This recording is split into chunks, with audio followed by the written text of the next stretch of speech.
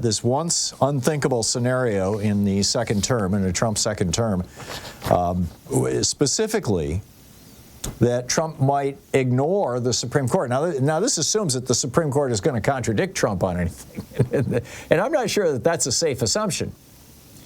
But if they do, if the Supreme Court says, wait, you can't do that. Trump, well, they're already. J.D. Vance has already said that Trump should ignore any court ruling anywhere in the country that he disagrees with. And he cited Andrew Jackson as the precedent. Now, it is true there are two presidents in the past who have ignored Supreme Court rulings. Andrew Jackson ignored two. He ignored the Trail of Tears ruling. Actually, it was more his successor who did that, but he did also. And he ignored the Second National Bank of America, which the court said was constitutional, and Jackson shut down anyway. Sort of ignored. They didn't forbid him from shutting it down, but they did forbid the Trail of Tears.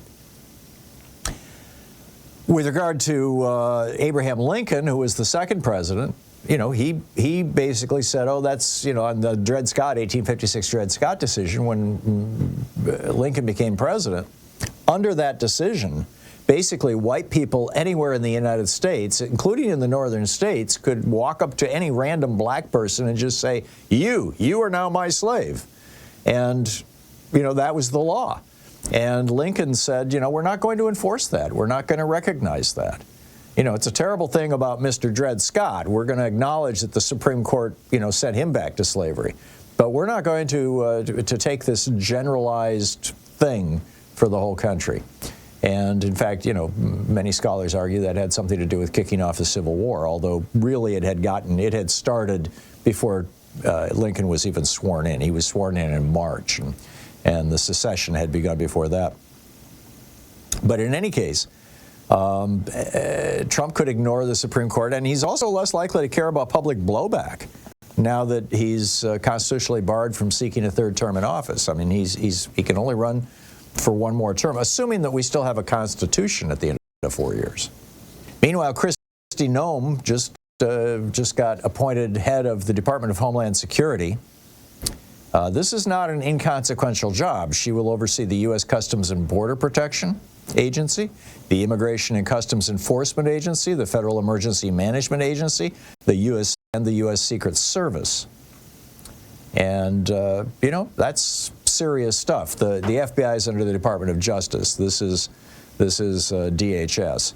But DHS has, I think, 27, as I recall, different agencies that have been kind of, this was done during the Bush administration, the George W. Bush administration. They kind of all crammed together. And Stephen King tweeted out,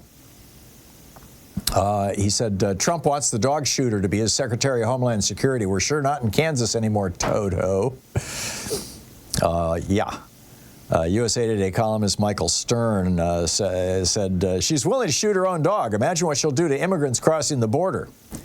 Veterans for Responsible Leadership posted, Noem never cared that we were disgusted with her dog murder. We weren't the audience. Yeah, clearly. And Jeff Storobinski, a CNN analyst, said, all dogs, please. This is not a drill. Please seek shelter immediately. Yeah.